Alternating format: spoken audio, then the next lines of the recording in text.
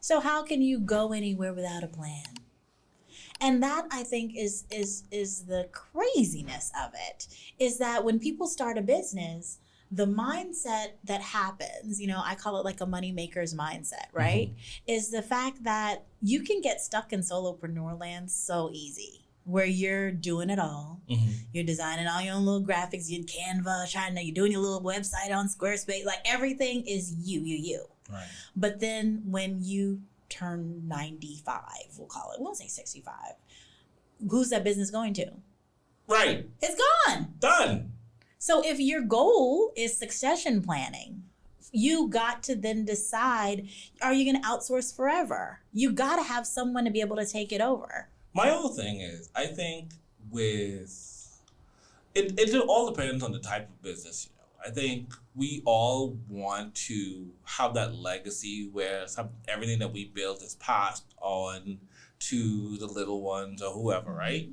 And it just doesn't work that way because everybody has their own quirks and passions. Like, if Logan came to me and said, hey, I don't want to be a creative, I don't want to be a teacher, Boost and JMP could just be, well, JMP Studios is mine. The financial aspect of that's generated because of that could be passed on through real estate or money. And Boost could work with a board of directors.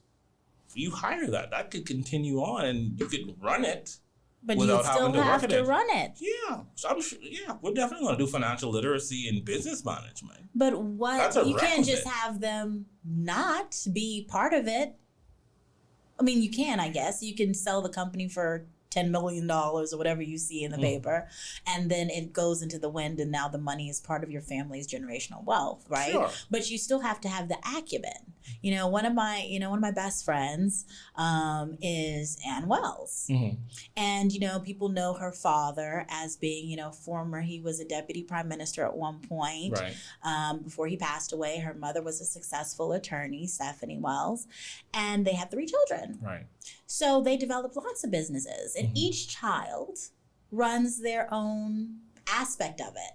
But back to the family, I remember when we were like in 5th and 6th grade, after school, guess where those kids were? In the business. In those businesses. And it's amazing to look at her now that both, unfortunately, her parents have passed on. But when she decides and when her family sits around the table, when they decide, what are we going to do? Are we going to sell this business? Are we going to keep this business? Are we going to be on the board?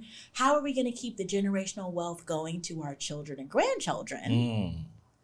And being able to position now the children and grandchildren to be able to take that on and understand. So now you walk into those businesses and guess who's in there? The 10-year-olds, the 8-year-olds that are in their family. Because they understand how to now run a business. They could be a rocket scientist, decide they want to go to med school one day, which has nothing to do with the businesses.